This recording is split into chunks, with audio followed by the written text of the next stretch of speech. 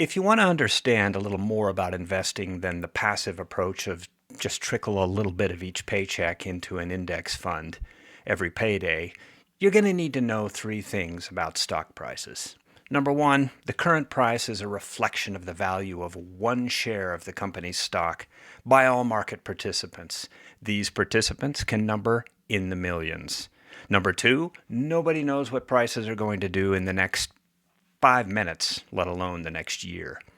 And number three, despite number one and number two, you can make money as prices fluctuate by buying shares with research, educated guesses on timing, clear rules on decision making, and disciplined risk management. How do you pull all this together to create high odds of success? Stay with me.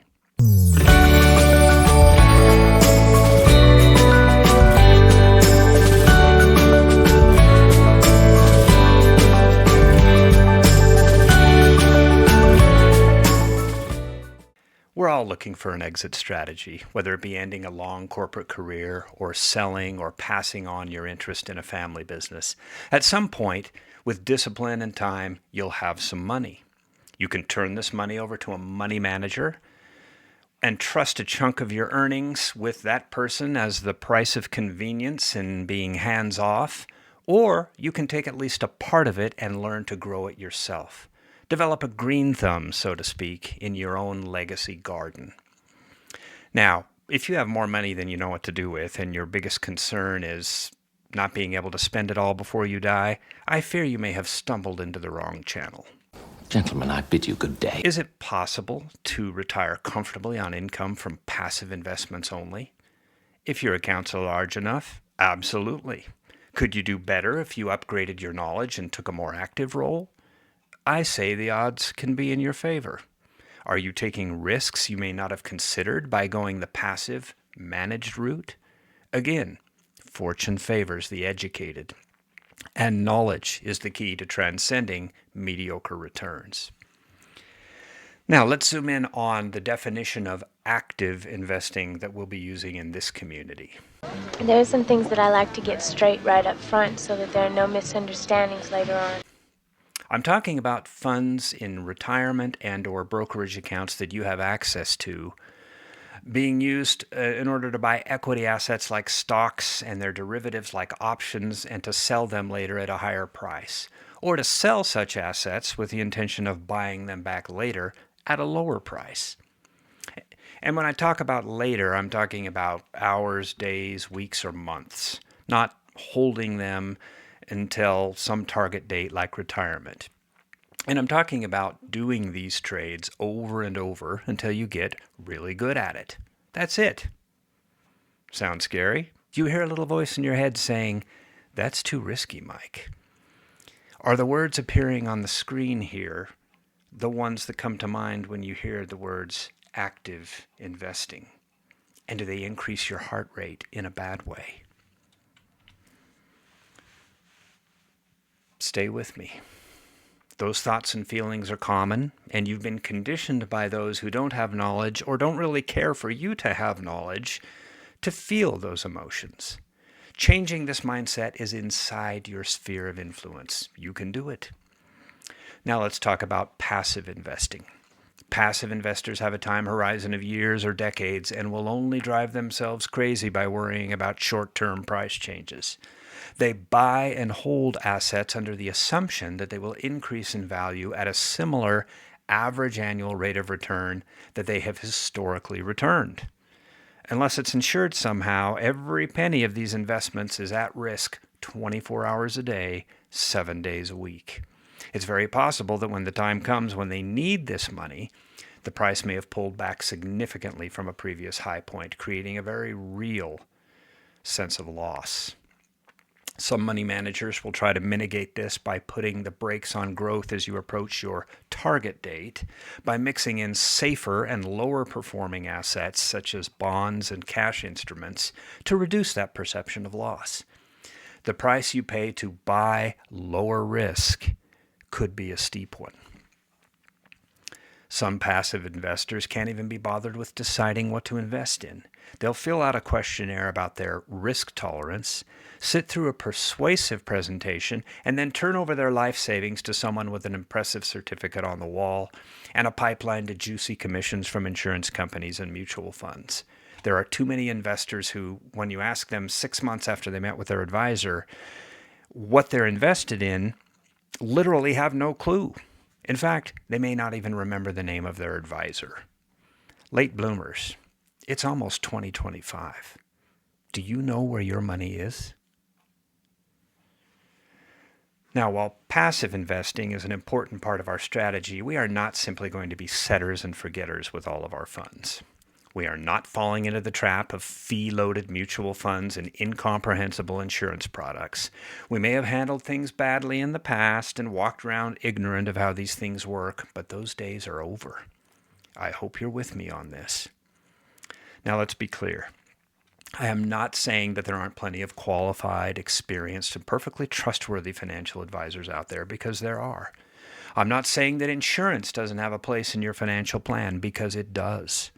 Also, people like tax professionals, small business accountants, and estate planning attorneys will play critical roles as your wealth legacy grows. Never, ever try those things at home unless you have those credentials. They are worth every penny they charge. What I am saying, though, is that in my opinion, anyone who is eligible to earn commissions on financial products has a built-in conflict of interest when it comes to consulting with you in a way that is 100% in your fiduciary best interests. Don't sign away a chunk of your earnings for the rest of your life. If you're going to pay someone to manage money, pay them right then and there for the service they provide. Now, I believe that with adequate education, application, and some good tools, you can develop the ability to manage most, if not all, of your money through the growth phase and well into the income phase yourself. Ouch. Did I just say that you'll need to study and educate yourself? Why, yes. Yes, I did. For at least 100 hours as a bedrock minimum. Oh, did you think I was about to reveal some sort of get-rich-quick scheme? Fat chance. Now, when I say education, am I talking about going back to school? Maybe matriculating in the local community college? Nope. I'm not talking about school in the sense we grew up with. Let's get out of the traditional mindset here. We are in the third decade of the 21st century. This is where we live. This is when we live. You can learn what you need to know from free websites like Investopedia and Kiplinger's, carefully selected YouTube channels, and some paid courses that will still only cost you a fraction of a single semester's worth of college tuition and probably deliver many multiples the value, the practical value. Now, if you're still watching at this point, we may have a connection, you and I thank you for your attention. I am not a financial advisor, and this is not specific advice about which securities to invest in. I can only talk about what I've learned and what works for me. I do have a university MBA degree, but none of what I'll talk about here is relevant to or was covered in those classes. The most practical know-how I have, I obtained in the past 2 years by my own effort from the sources I just described. The only final exam here is trial, error, and experience. Now let's circle back to the 3 critical things you need to know about stock prices. Number 1, the price represents where the tug of war of supply and demand by all market participants has pegged the value in that moment. Market participants include literally everyone who is in on the growing value of a successful company.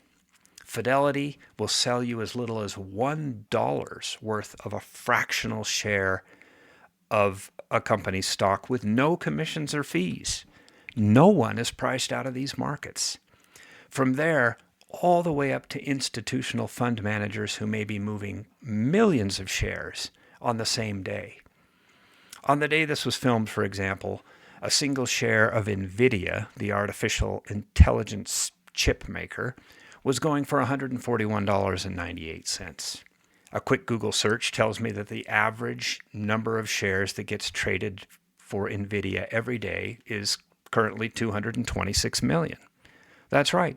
At 141.98, that's over $32 billion worth of NVIDIA changing hands every single day. Number two, nobody. And I mean nobody knows what the price is going to do in the next minute, let alone next year. If NVIDIA CEO Jensen Huang got run over by a trolley car on his way home from the opera in San Francisco tonight, and this is totally hypothetical, I don't know anything about Mr. Huang's entertainment preferences, and I certainly bear him no ill will. But news like that would certainly impact the stock's price, most likely in a negative way. If, on the other hand, NVIDIA secured a contract to sell 10,000 of their latest top-of-the-line chips to a government agency, you better believe that's going to move the price, most likely, in a positive way. But even when things like that happen, we don't know how much of an impact it'll have. We don't know how long the impact will last, and the dip or bump might be over before we can even react to it. There are people whose full-time job it is to sit in cubicles and stay glued to screens 24/7 and capitalize on the tiniest moves in real time. How can we compete with these nerds? Which brings me to my third point about stock prices, and the third point is the good news. We, the little guys and gals, don't have to compete with those nerds. We can still make money in these markets. Yes, there are plenty of losers among the average Joes and Joannes who try to trade these markets without knowing what they're doing, and here's why. It's a free country. Fidelity, Vanguard, Schwab, and E-Trade, they don't require you to spend 100 hours learning before you jump into these markets. They don't require any education at all. All they require is your money. And they couldn't care less if you lost your last dime making stupid, uneducated moves. Every day, thousands of people lose money in the stock market and make the stories about losing money true because investing on the internet is just too dang easy. They invest based on what they heard on the news, or a tip they got from a friend, or maybe they saw a tweet from Elon Musk. We are not going to be those people.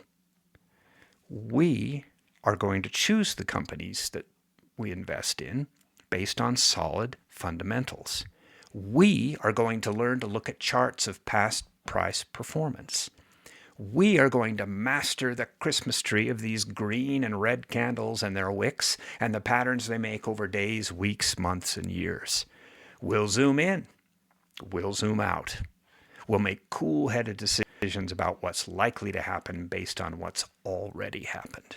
Now, we've been told 100 times that past performance is no guarantee of future results. But we also know this. Past performance generates indicators of future probabilities.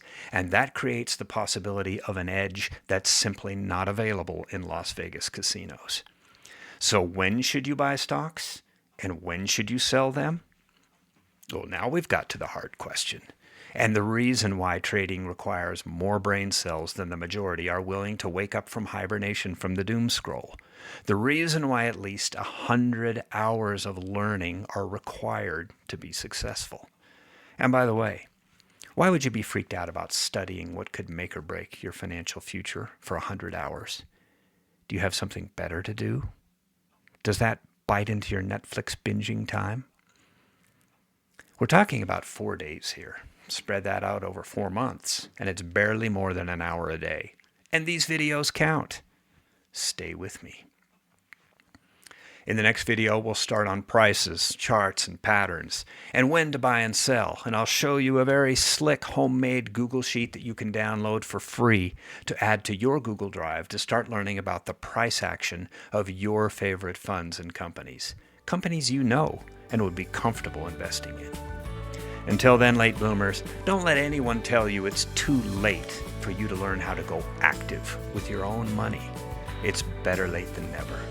My name is Mike, and I'm still here.